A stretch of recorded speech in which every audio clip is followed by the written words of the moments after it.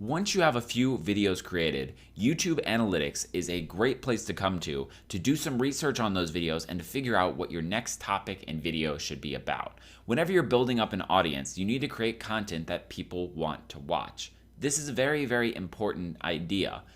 There is, of course, always going to be room for you to create random content and to do some things that, might not be the most popular. However, if you're trying to build an audience, then creating content that builds an audience is important here. And the only way to find out that is to create a bunch of videos and see which ones are performing the best. See which topics are doing the best. And then try to create more content along those lines to start raking in more of those views and more of that audience growth.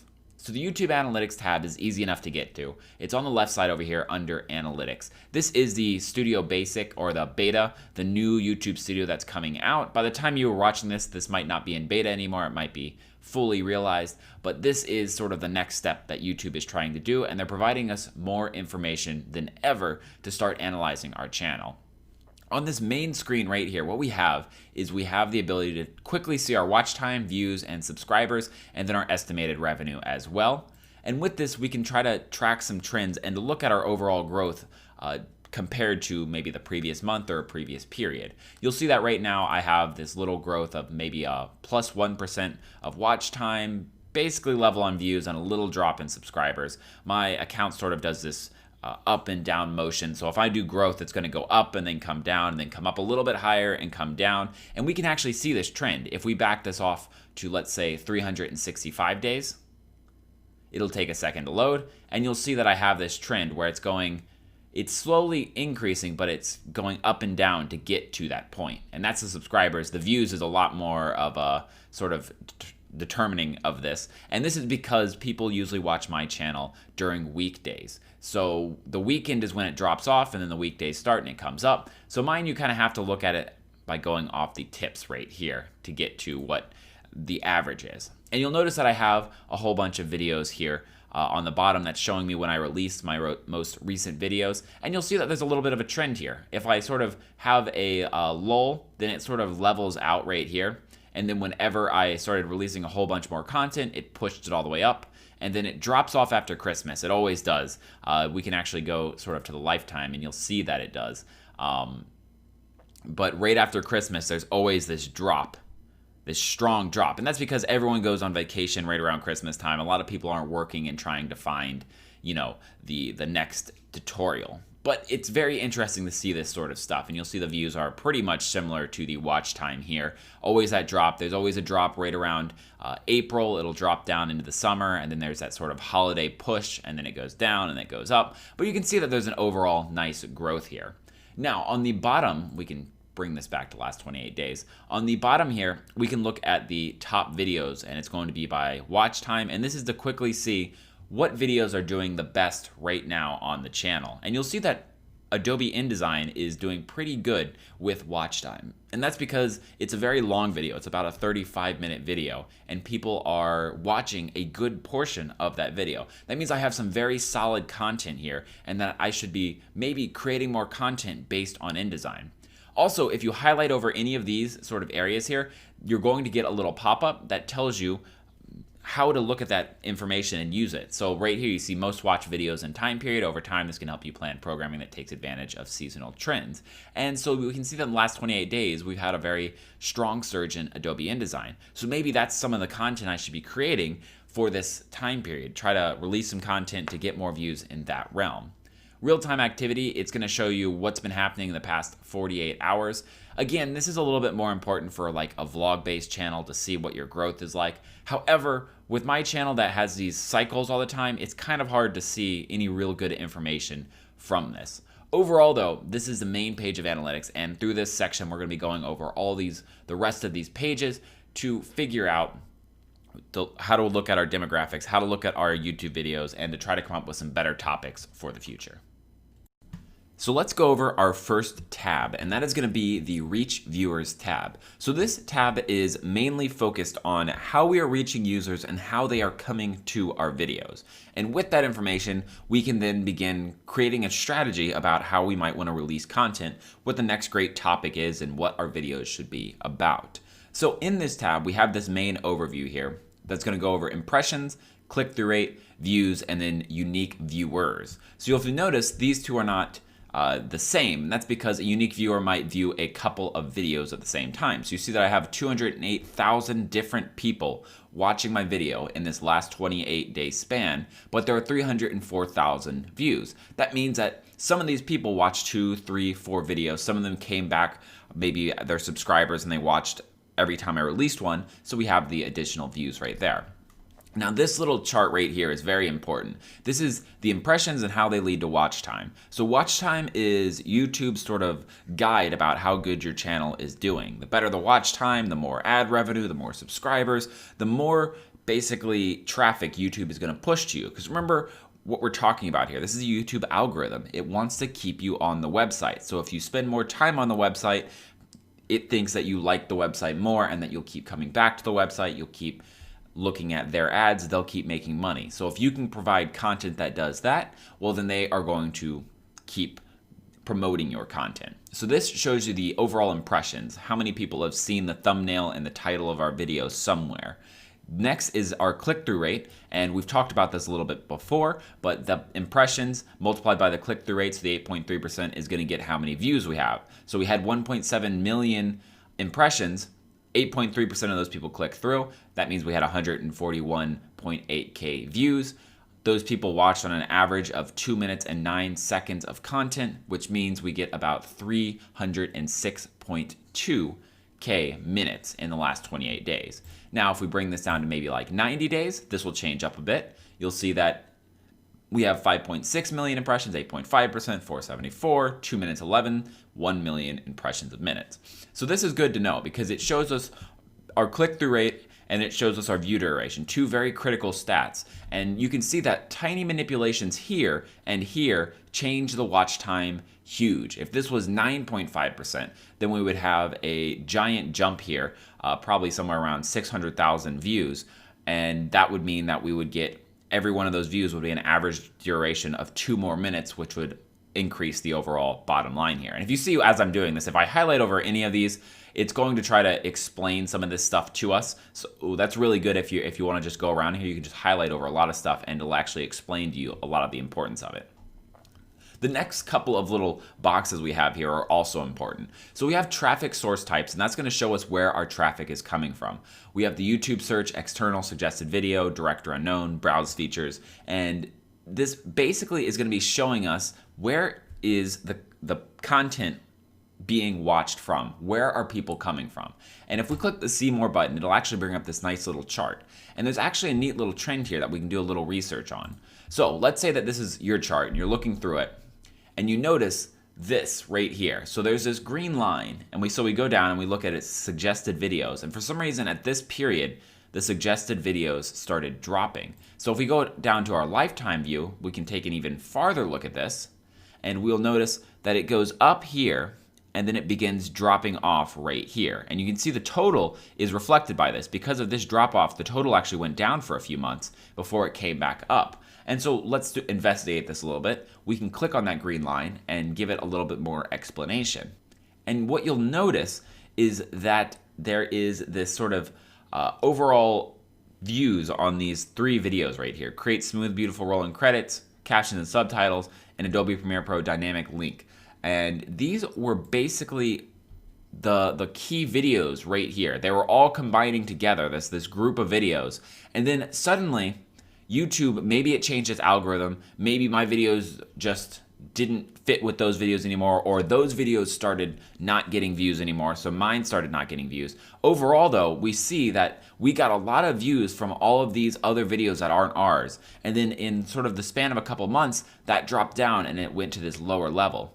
That means that maybe in the future, our content should be focused on looking for videos that are popular, that are really trending right now, and trying to create content for those videos. So trying to create something that's very similar so that we get the suggested video, because that's an area that we see we could use a lot of improvement with.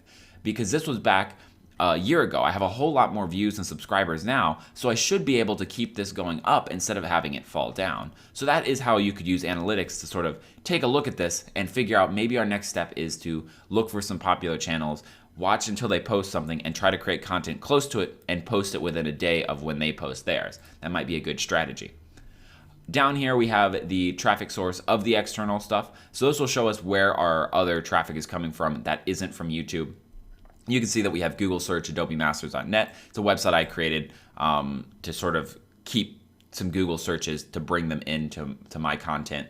We have traffic sources, suggested videos. So this is what we just took a look at. This is where we are getting most of our views. These are typically not our own videos. This top one actually is. That means that people are watching my video and it's suggesting my videos from my video. However, there are other ones, these are not my videos, that I'm being suggested from. So maybe I want to go search these on YouTube and take a look at these videos and see what they're doing, see if they're releasing content, maybe try to jump on some of their content whenever they post it. Down here is the playlist. I make automatic playlists for all of my videos. It just reads the title and puts them in a playlist. And you'll see that Adobe InDesign is actually very popular there. So you can see that there's actually a little bit of a trend here. I have Adobe InDesign, InDesign, InDesign, and then my top playlist is InDesign, and then my top YouTube search is InDesign, InDesign, and InDesign. So you can see that I post mainly Premiere Pro content. However, InDesign seems to be a hot area. It seems to be something that people are finding my channel a lot from.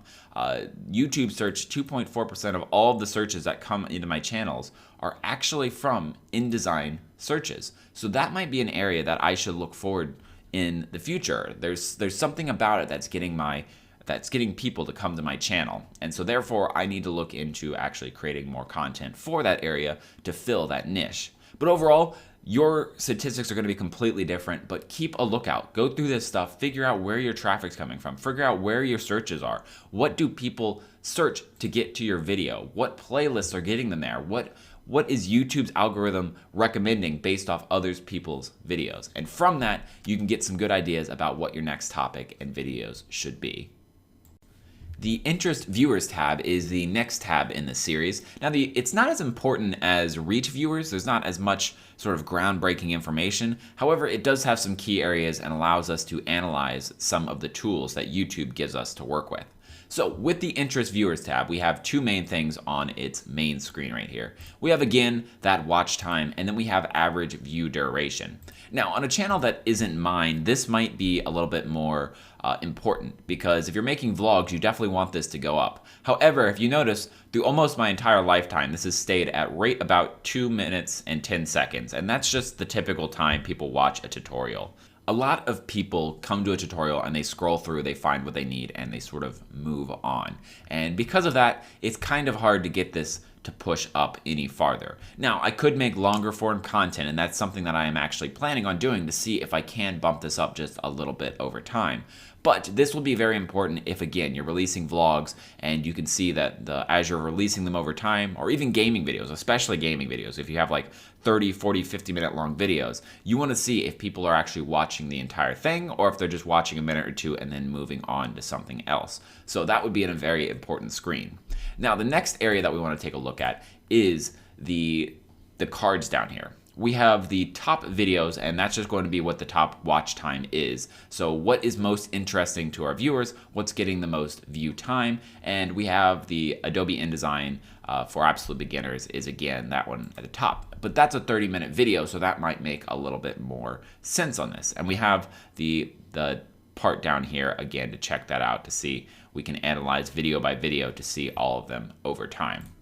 We can also change this around average view duration, to see which one is the most viewed on average. And again, the average duration is 7 minutes and 23 seconds on that one, so it is quite a bit more than the rest of them. On these other ones, we have the ability to check out how our tools on YouTube are doing. So we have the ability to add end screens and to add cards on our videos. And from here, we can check to see how well they are working. And you can also check to see which part of them are working the best. So our top cards are actually a link to InDesign #1. And I believe that's on the absolute beginners one at the very end. It links you to a series that I have about the basics, and it sort of takes you through 6 or so videos about these. And so it looks like a lot of people like that. They watch the video and then they click on this and they move forward with the education and the process of learning. I don't use a lot of cards though, so you can see that there's not a lot of clicks going on with them in the last 28 days. But we can check out the end screens. End screens are on all of my videos, and we can see which ones are working the best. So here we can see that how to fade music in and out of Premiere Pro. We have, at this point, 3,454, so about 5.1% make it to that end screen where it's actually being shown. From this, 7% of those click on something, which gives us a click per in-screen element shown of 2.4%. So this is actually a very small number. This is something that we could work on. And one of the areas that we could definitely work on is check out how low these percentages are. And this is the percentage of people who make it to the end of a video.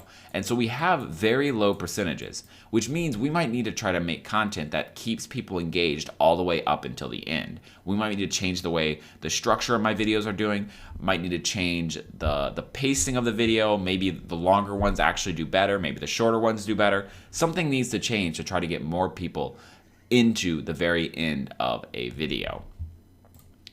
The next part out here is by the end screen element. And this is where statistics can be a little bit of a lie. So here we have something that looks like the subscribe button is what most people click. However, if we check the statistics, we can see that it's actually a sort of an outlier. We have only 57 elements shown and there was one click. And therefore it just sort of erroneously creates this high percentage. Where if we actually put this out more, it might be less of a percentage point. So these are definitely enough information where they're probably pretty consistent. But this one we might want to, raise an eyebrow at it. But we can check out. I use a best for viewer, so let YouTube algorithm decide the next video, and then most recent upload, my most recent upload, and then my Adobe Masters website. And you can see that there's not really a big difference between best for viewer and most recent upload. Now, YouTube wants us to keep their content, keep people on the website. So that's why I use best for viewer, because maybe they don't want to watch another one of my videos, but maybe YouTube has a good recommendation for the next video. If we can keep them on, YouTube appreciates it. Again, you get a little bump in those algorithm scores. And then most recent upload, again, trying to keep it on my channel. Associated website, I like the link that people can request a tutorial there, so some people do actually click on that link and go there. Overall though, this again, like you see, it's not as important as reach viewers, but there are some little things that we can find from this, some little areas that we can make some judgments on, and we can figure out what the next steps might be, especially with that area of how many people make it to our end screen, how interesting is our content. From that, we can try to make more interesting content and keep more people engaged. This last tab is all about building an audience. So with building an audience, what we're focusing on is the demographics as well as subscriber ratios. So you'll see that we have three main areas up here. We have the unique viewers again, so the amount of people that are actually viewing our videos in a month. So that's 208,000 different unique viewers. Then the average views per each of those viewers, and then the total number of subscribers. So if you'll notice, the average views per viewer is interesting because this is going to be a stat that sort of shows you how often people are watching your video. So that means that in this month, the average viewer watched 1.3 of my videos, meaning that some of them watched one and about 33% of them watched more than one. Slightly different statistics if you actually found it all the way out, but that's an important stat to know because I released 1, 2, 3, 4, roughly 5 videos in this time period, meaning that I don't have a lot of recurring traffic. I don't have a lot of people who watch a video every time I release it, because that would make this number go up. So we need to check to make sure that we're actually building up that audience. And with tutorial creation, this is a bit on the hard side to do, just because of the fact that people are usually searching for one-off videos. However, maybe I need to do a little bit more work on the beginning of the video to try to capture those people, to try to remind them that, hey, subscribe if you want to see content that's similar to this content. And this is actually pretty interesting if we sort of break this out and we go back to different periods in our time. So let's go maybe back to 2018 and check out there to see if the average views were a little bit different there. And we can see that it's actually right around 1.2 always. Even when I'm releasing a ton of content, it's always that sort of 1.2. So it looks like I'm doing pretty average to what I typically do. However, would definitely be beneficial for me to try to bump that number up to see if I can get more people to join, especially when we look at this one, the watch time from subscribers. You can see that in this last 28 days, we had 90% of our watch time was from people who were not subscribed. Only actually 2% was from people subscribed. The other was from unknown, which means like people were maybe logged onto a TV, or they direct linked, or they were in an incognito window or something where it wasn't tracking. So we have that 8.2%. But the subscribed one is only 2%. So that means that 2% of my watch time comes from the group of subscribers I have, while up to 90% comes from not subscribed. So with those numbers, it does say that with my videos, I need to make more calls to action for people to subscribe. I'm getting the views, but I'm not converting them into subscribers. And if you're making a gaming channel or a vlog channel or a how-to channel, then this is an important metric. You want to see maybe you're getting a lot of views, but you're not getting a lot of subscribers. This is where you check that out, and you can try some different techniques and figure out if certain things are working better than others to sort of convert those people over to subscribers. Here we also have the gender, age, and the top country breakdown, as well as the language breakdown. These are great for demographics. Understand your audience. This is great if you're doing things like a lot of people do affiliate links when they try to make, some side revenue from YouTube, is they try to link to other people, like, for example, Skillshare does one, where if you can get people to sign up, you get money for it. So in that situation, you might need to know your demographics to create an ad or to create content that would fit that demographic and try to get some extra revenue. It's also great for trying to choose your next topic. You'll see that I have 80% male and 20% female, with an age range looking basically under 34 is where my main area of people are. And so if I'm creating content, maybe I don't want to create, really, really, really simplistic content. I want to create more advanced things. I have users that understand technology. However, if we're running a channel and we look at this and most of our age groups are down here in the older people, then the older people might want, generally they have a little bit less understanding of technology. So we might want to just slow down our tutorials, slow down our content creation, really explain some topics so that we don't alienate our audience. So finding our age group is a great way to figure out how we want to run our content. What do we want to work with? And if you want to, go next level, you can sort of look at these age groups and figure out what was something that maybe they watched in their childhood or during their, 10, 20, 30 range. What was some of the content that they watched then? And we could create styles that are sort of nostalgic and that hit with that age group and a lot of people in that age group would like. So that's a really neat area that we can look at and we can further explore to come up with topics. Top countries is important as well. You'll see that I have a very strong presence in English-speaking countries. However, I also have some presence in non-English speaking countries. So if I ever was looking to, maybe hire someone to translate my videos into another language to try to access more people, for example, if I was creating closed captions, I might want to look at the Indian group of languages to do that because I have a large group of people from India that are watching my content. So if I started creating closed captions that were really well done in the respective different languages of India, then I might be able to get a boost in viewership and a really solid group of audience members because I'm creating content that isn't available anywhere else because most other people wouldn't be doing that. So again, a great place to look at something like that. And you'll see that I have most of my watch time, there are no subtitles or closed captioning on it. However, there is a little bit on the English, and that means that someone probably actually came in. I have it open so that people can write it up themselves. That means someone probably came in and wrote it up themselves and put it in there.